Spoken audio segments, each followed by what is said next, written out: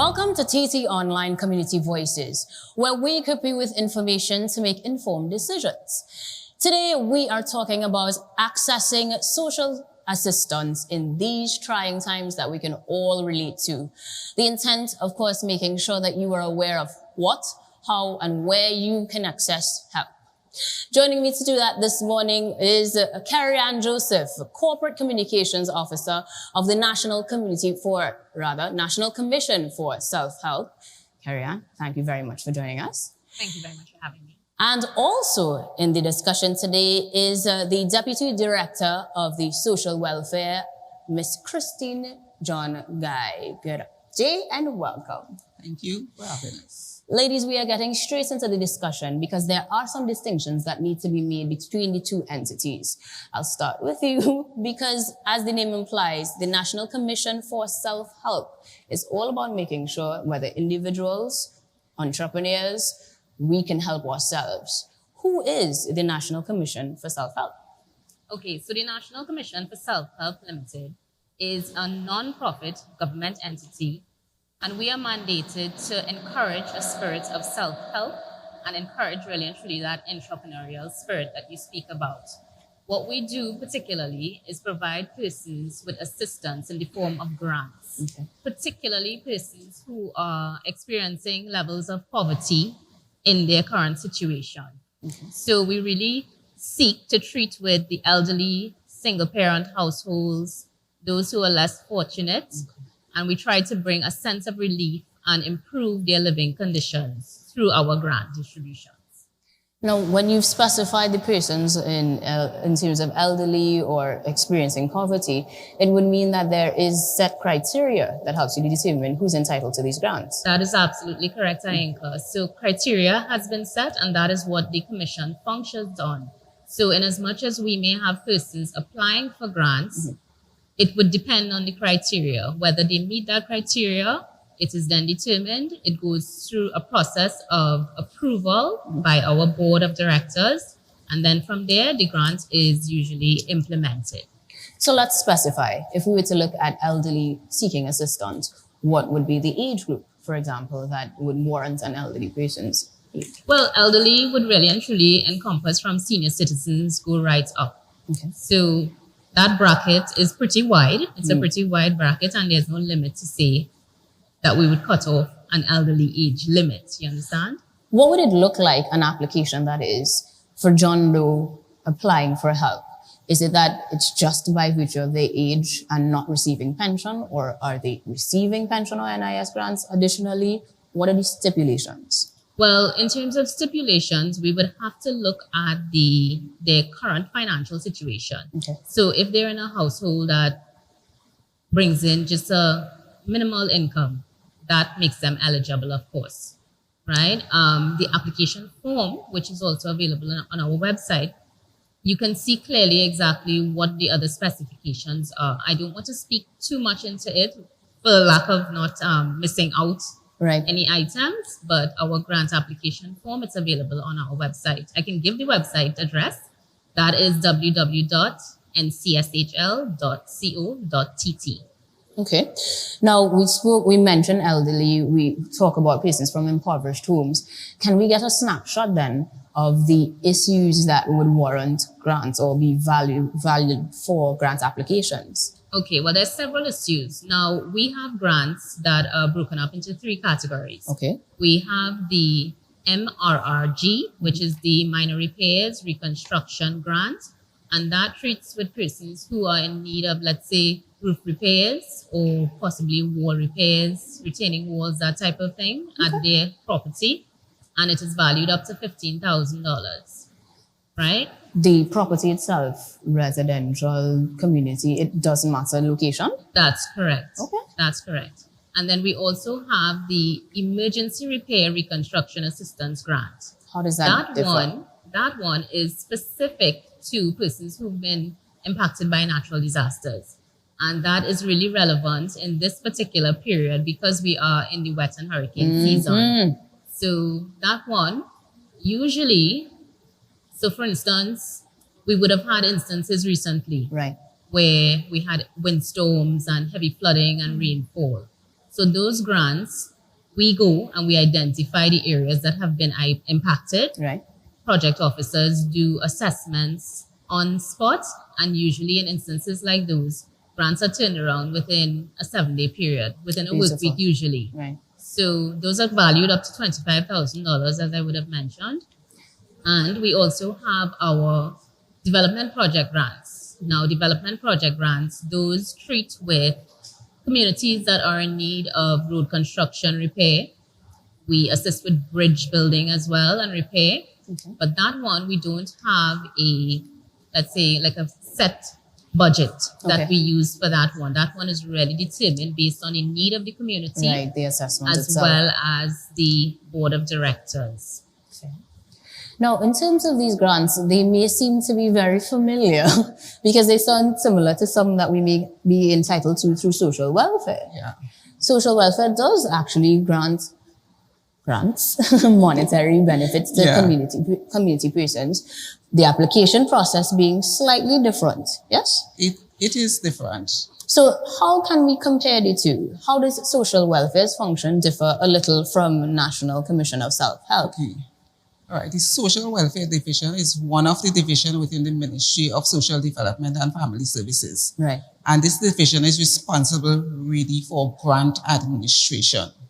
Right? So we issue grants to individuals who are from a particular category of individuals. Right. So we have the elderly, disabled, and the indigent. Right. Right? Those are needy persons who can age vary, right? From birth up to adulthood. Right? Mm-hmm. So those are the grants. Plus we have a range of grants that are issued by the social welfare. We'll definitely get into those. But from what you're saying, what I'm hearing is that you have reoccurring needs versus occasional needs. Correct. Because if we're talking about seasonal instances of natural disasters, for example, or adverse weather, versus your monthly needs as a differently abled person, your administration is going to operate differently. Like self-help, there is one of the units in the ministry, the National Social Development Program, that deals with similar grants like the National Social, like self-help. Right? These grants are for minor house repairs, electrical work, or plumbing. Right. So the chances of being able to access a grant from either of these entities in the event of those two items are going to be greater because you're going to be more informed. Yep. We're getting into the meat of the matter now. Now, continuing the discussion along the lines of defining national self-help, self can also mean entrepreneurs, yes? That's correct. It can include anyone. But really and truly, the National Commission for Self-Help, when we say self-help, it really means a partnership between the organization as well as the person who is applying, the applicant, and then after they become a recipient. So what we do particularly would be to provide purchase orders that would cover the cost of the materials that they need for their construction works. Okay. And they themselves are to now source labor to complete their projects. It's a bit of a helping hand that we really give to the community. And of course, teach a man to fish is the mentality. You strengthen him for a lifetime. I see it. Now, in terms of those endeavors, would you be able to quantify, for example, what that could look like on an annual or perhaps quarterly basis, smaller bite-sized amounts? Okay. Are there limitations, for example, as to how many times a single person can apply? Well, we try to keep the system fair. So if it is that, again, in as much as we may have thousands of applications that come into us, we have to adhere to our criteria, and we also have to be mindful that we need to treat with the most deserving persons at soonest. So those persons are treated with in an order of priority. Right. In as much as some people may think that their living situation is dire, there's always someone who is much worse off than you are. So that requires applicants to now be incredibly patient. So while the process is taking place, it doesn't mean that they are not going to receive these grants, but it does mean that we are doing the best that we can in terms of choosing the applicant who would who is really in the most dire need, to Right. get them on their feet again, so to speak, Give that to helping lift, hand. to give the helping hand again and to lift their spirits. In terms of a dollar value that we would have distributed, we can say over the last 5 years, the Commission across Trinidad and Tobago, because we have 3 regional offices, we have 2 here in Trinidad, one in North, the other one in South Trinidad, and then we have our regional office in Tobago. Right. So over the last 5 years, we can safely say that as of August this month, the Commission would have distributed $58 million, just over $58 million, and rising over the last 5 years. Okay. Now, with the impact of COVID, we would have had to pause in terms of our distribution for safety reasons, of course. We recently resumed our distribution exercises, thankfully. One of the first ones was a drive-through, first ever drive-through grant distribution that is keeping the safety of our staff And the as citizens. well as the citizens Beautiful. in mind. That took place at our Tobago office recently, Okay. just in the month of August as well. So come hell or high water, you're going to get to the people. That's correct. That is exactly what that means. We need find to a know way it. to get We need to there. know it. Now that is different to the social welfare where we Yeah. have monthly actual Grants. issuance. Yeah. How does that function, and has that been impacted by the pandemic adversely as well? Okay. Right. So as you're aware, the Ministry of Social Development was determined as one of the essential ministries. So we continue to work regardless Right. of pandemic, because we are serving the most vulnerable. Right. With respect to, as I said, we have varying grants, and there are different qualifying criteria for the grants. So we have the grants for seniors, which is the senior citizens pension. Right. And the criteria is that, well, the senior citizens pension and our public assistance are 2 of our major grants. And these are guided by legislation. Right. So we have the Senior Citizens Pension Act, which guides and manages the Senior Citizens Pension and the Public Assistance Act. Right. So the criteria for qualification is stated in the Act. So persons must be age 65 or older, Right. must not have an income that exceeds 5,500 per month, Right. and age income and resident criteria, which seems to be, which most of the time is our most challenging, right? A resident doesn't mean citizenship. It's resident, as according to the Immigration Act, is that you must be legally residing in the country, Right. right? So basic criteria for your So that is for the elderly. Our public assistance now is for anyone else who meets the criteria and satisfies both the income, and we also have a means test attached to that. Okay. So to qualify for the public assistance, you must be an adult, age 18 years. Okay. So it can be paid up to once you continue to meet the criteria for the grant. Right. So for the duration of your life. So, right. So it's age, and you must be medically certified as disabled from earning. Okay. Right? So the grant is not for persons who are unemployed, but really for persons who are disabled from earning and are so certified Right. medically. Once you meet that criteria. Once you meet the criteria, you pass the standard, there's a standard means test that is just attached to that, which is based on income. So the basic income is $14.39 per adult. Okay. Right? That is the minimum. Right? So that is for the public assistance. Right. Our disabled persons, we have the disability assistance grant, and that is paid from age 18 right up.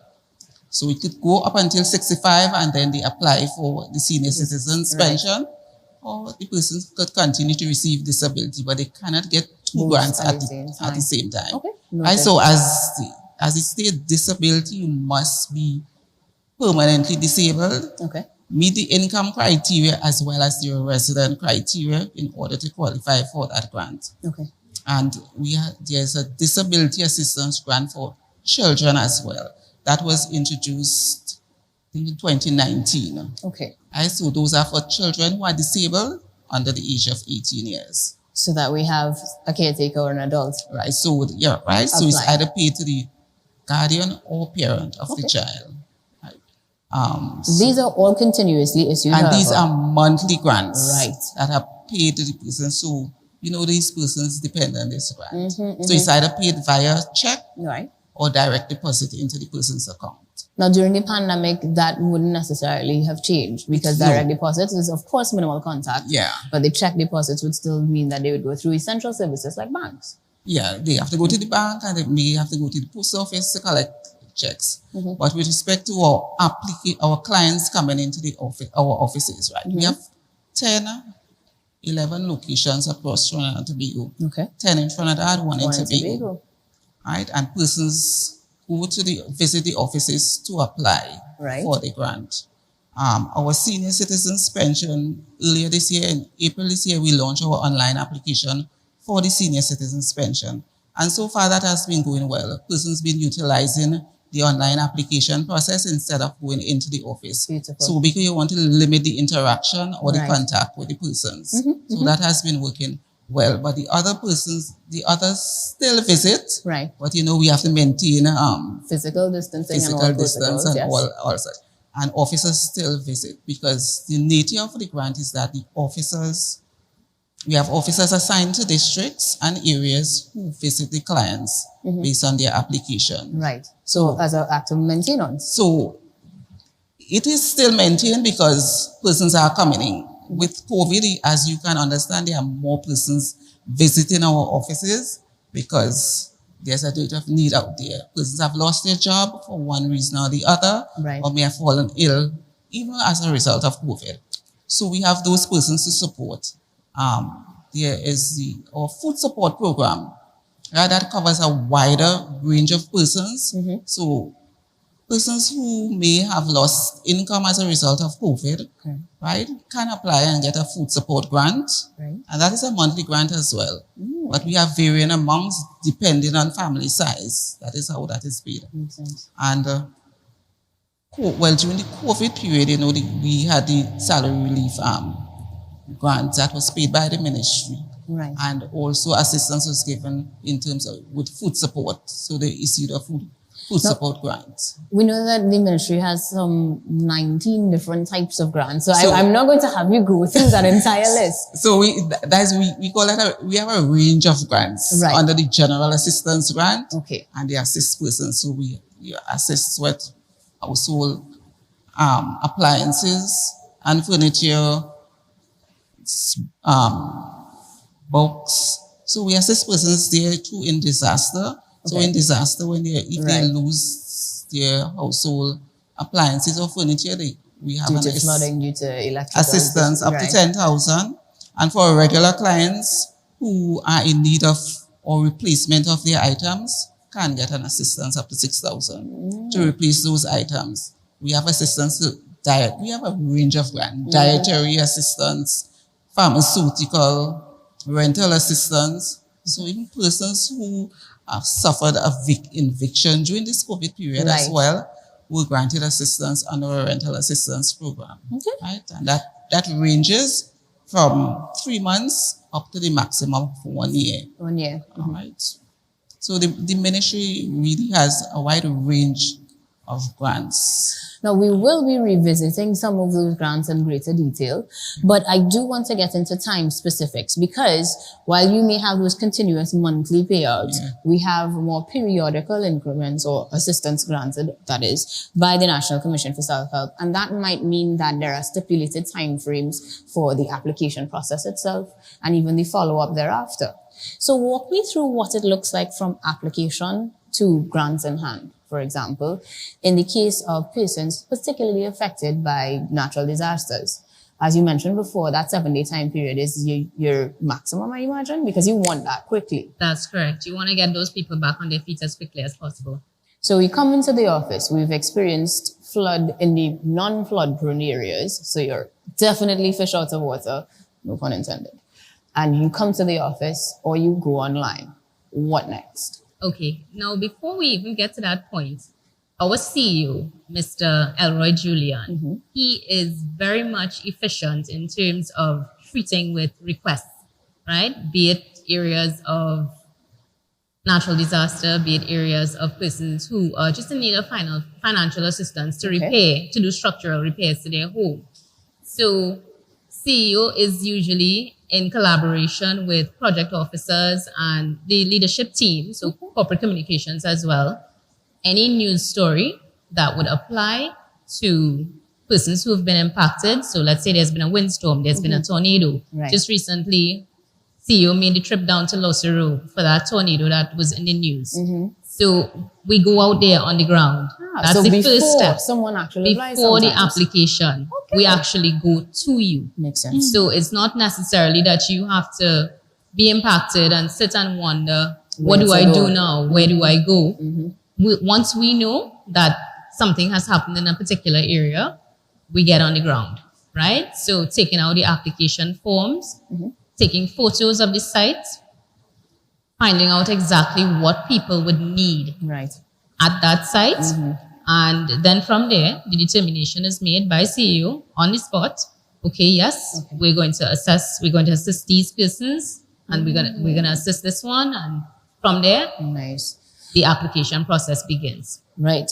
Now, during that application process, if a person needed to follow up, how do we do that? Is there an assigned officer that you're continuously in contact with? Definitely. Now, our project officers, we have project officers assigned to each of the regional offices. So you have North project officers covering North Trinidad, South project officers covering that region, and Tobago project officers.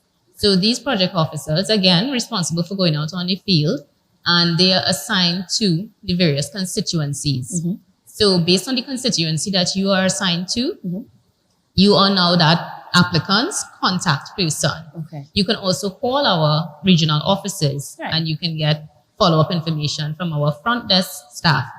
However, if it is you want to get something a little bit more in-depth, your assigned project officer is really the person who can treat with your specific need. Now, talk to me about after. I understand that they issue the grant. The actual individual is responsible for finding the labor and completing the job. Is there a follow-up to confirm that funds are used as promised or intended? I am so happy that you asked that question, because in the past, we've had issues, fortunately and unfortunately, in some instances, where people, I should say unfortunately, sometimes people, we know that they're already coming from reduced means, Right. so to speak, right? But we know now that, okay, fine, the grant is now being made available to you. But one of the key elements is figuring out whether the person can then, at the time that they've received the grant, can they afford to get themselves the labor, right? So now that brings us to the point of a project that we're currently working on right now, which is very exciting, because we are preparing to sign a memorandum of understanding with the Habitat for Humanity. Habitat for Humanity is known for assisting with labor. Right. So that in itself would also give further assistance to people. So if it is in the event that you receive the grant and you still need a little more support to get your labor costs covered, Right. we're going to be engaging Beautiful. the Habitat for Humanity A soon. big gap is filled there. A huge gap is filled there. It sounds that way. I hope I answered your question. Absolutely. Because the time frame is of the essence, but making sure that things are done timely may not be within their means. That's so correct. that facet of Habitat for Humanity is going to save a lot of time. We also really encourage persons to make use of the materials as soon as they get it. Right. Just last week, we had three grant distribution ceremonies. One was held at this venue, and we covered the Diego Martin area. We also made it across to La Joquita Talparo, Right. right, and Sangre Grande as well. And in each of those grant distribution ceremonies, what we always encourage people to do, as soon as you receive your purchase order, go to the hardware right away. Don't waste time. Make sure you get your materials so that you can get your repair works started right As away. soon as possible. Right? Now, we've had people, unfortunately, who sometimes they get the materials and they let it sit by the way. Right? Now, that's not something that we can really and truly say assist you with further. Right. But which is why we encourage you so strongly to get your materials quickly and get the work done right away, not to stall on it. Because at the end of the day, there are lots of people who have been applying, right? So you want to make sure now that you've been assigned a grant, you want to make sure that you really put it to use as quickly as possible. Now, that echoes the sentiment of the ministry because social development is continuously issuing those grants, so they need to continuously check, making sure that not only are you using it for the intended purpose, but that you are still in need. Yes. You echo those sentiments for sure. Of course. The senior citizens pension, once that is granted, it continues. Right? So once they meet the criteria, that one continues. But the public assistance grant is reviewable. Right. So we review to ensure we follow up, ensure that the children are at school, or if you are ill, that you are still attending doctor or something, right? Because they are visiting, and remember, our officers go into the home. So we'll be able to assess the home conditions and make recommendations there. Right? So if you go into a home setting and you realize that there are some issues, maybe some issues there, we can always refer counseling to our family services, because they offer the psychosocial counseling. Which is an important point. Because before we get into the additional services that may not be tangible, but just as necessary in these trying times, you did mention that they assess. So does that mean that these grants can be revoked? Of course, the grants are reviewable. So if circumstances change, for example, a person who's in receipt of pension and maybe out of the country or actually living out of the country, and the law states that when you leave, your grant is discontinued. But we'd have persons who would not inform and continue. But once we have the information we will inactivate the grant. And we review those for public assistance as well. We review to ensure that the persons are still in need and require the grants. Now, touching on those non-tangibles, making those referrals to the other services that fall under social development. We are now talking about therapy, family, counseling, and what other endeavors? Right. So the family services will deal with the individuals as a whole. So we will work with the family, work with the individuals. So they work with families and individuals. So they will do their counseling and work with that family to move them from one place to the other. Right? We have other support divisions within the ministry. Our disability affairs unit deals with matters that relate to our disabled. Not just our clients, disability assistance clients, but the disabled within in general. Right? And there's also the division of aging as well. They deal with matters relating to aging, so they deal with homes, things like elder abuse and all of that. So these things exist where we can actually report and investigate specifically through the ministry. Of course, they have their investigators, their officers who will go and investigate matters. So we have a report of an elder abuse in a home. They will they will. And these are public and private homes, or specifically the once a report comes in relating to an elderly person, they will intervene. Beautiful. All right. So privately, yes, they cannot really, but they work with the families. Right. To get. So they work through the family itself to continue an investigation and perhaps escalate accordingly. Of course. I'm loving this information because again, we think often of the grants, the tangible, the money, the physical, of the road, even the material being issued to us. But then the mental, the emotional is also necessary. The support beyond getting the actual tangible goods to effectively do the job. We're also seeing that gap being bridged. And I'm sure many citizens had no idea that these opportunities are available to them. So let's get to the specifics of how to contact. The pandemic has posed an entirely new way to communicate. So are we looking at virtual options in addition to in-store or in-house options? A hybrid, strictly one or the other? I'll begin with you. Well, actually, Ms. Guy, I'll begin with you because learning of those new options to report things. Are they all online? Are they all in-house? Well, the ministry has a website. The information is online. In addition, they have a chat bot. Right. So you can ask questions. Real person? A little robot chatbot. Okay. Right? So you can pose your questions there, or you can, if you post your questions or your concerns on the ministry's website, someone will get back to you. Okay. So they are on Facebook, they are on Twitter, they are on all the social media platforms. Right? And any further information on the ministry, it's there on their website. All the divisions and the services offered by the ministry on the website. All right, as sounds well. beautiful. Do we have an hybrid or we all online? We do both. We Yes. use all avenues so that persons can contact us. We have our website. I'll repeat it, www.ncshl.co.tt. You can also contact us via phone at 612-6274. And you can visit our social media pages. We are on Facebook. We're on YouTube channel, displaying our grant distributions. And we're also on Instagram. Yeah. So you can follow us, like, and share. Yeah. Now, it's definitely about sharing the information so that people can make more informed decisions. And of course, it was a lot to condense into just a couple moments of chat.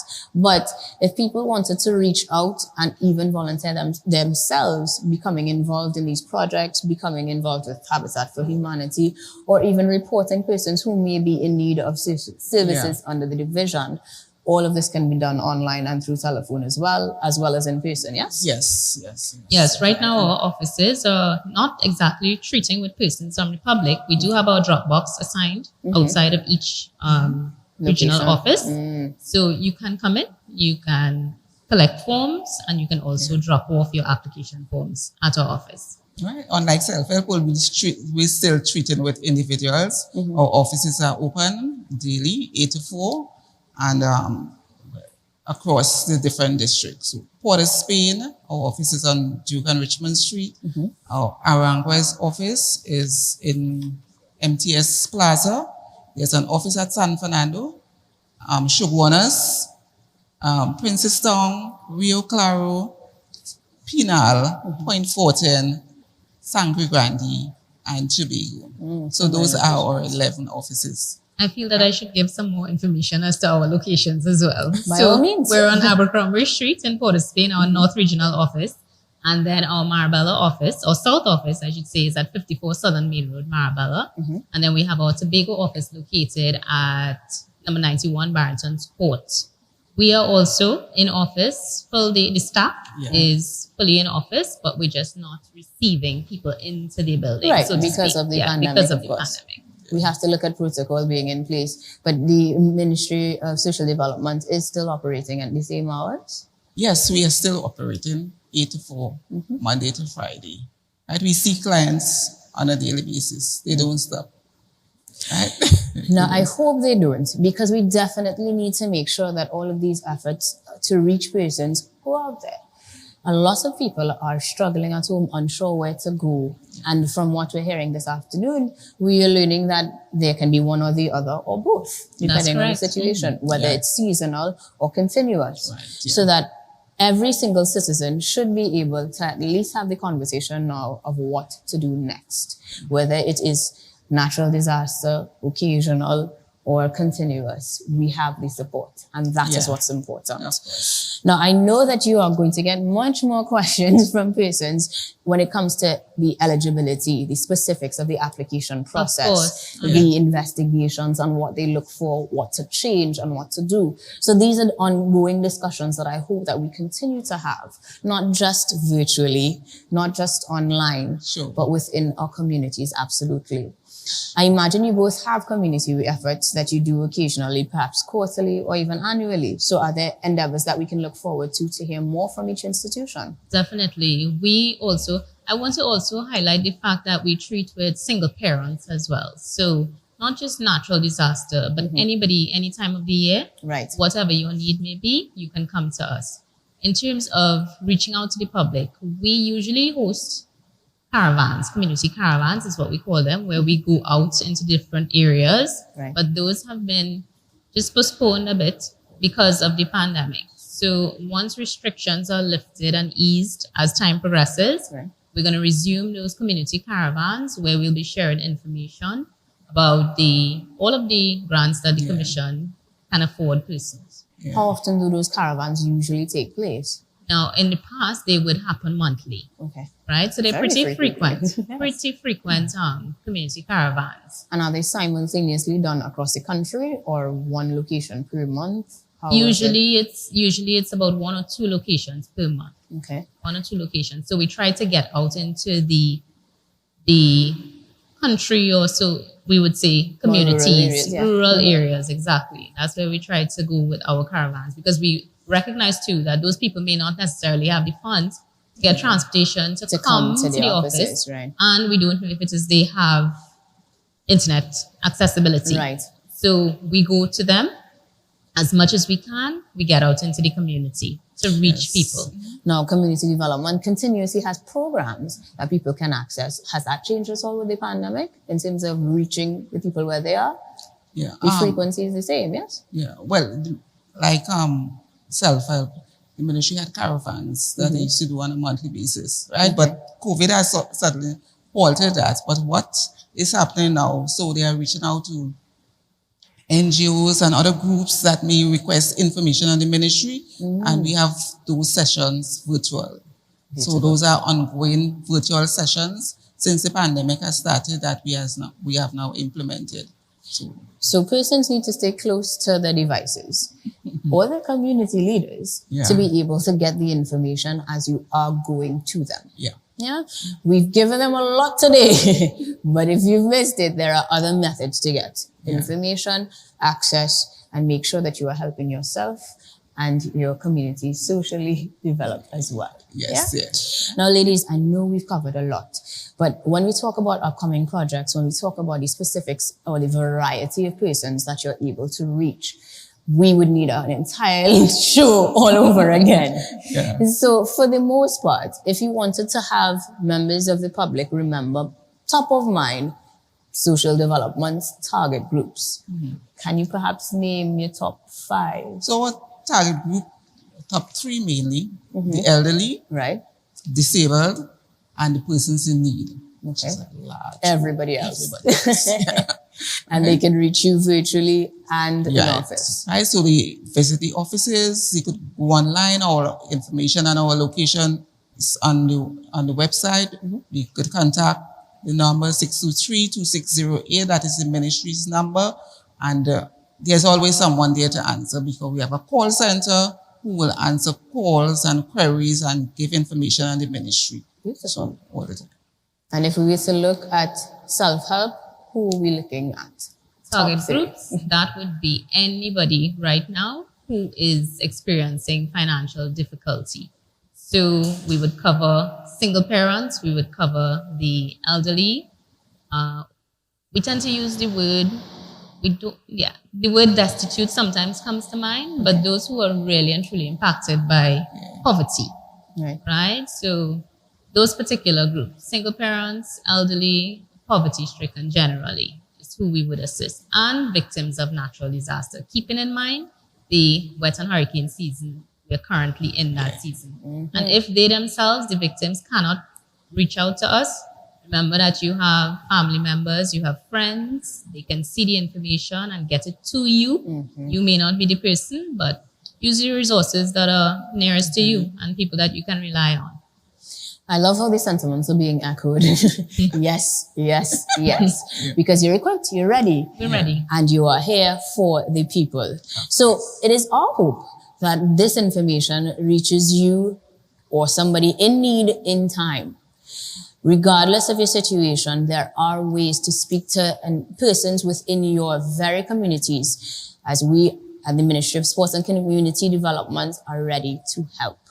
That's the sentiments I hope everybody takes away from this edition of TT Online Community Voices. Thank you, ladies, very much for joining us. Thank you, Until next time.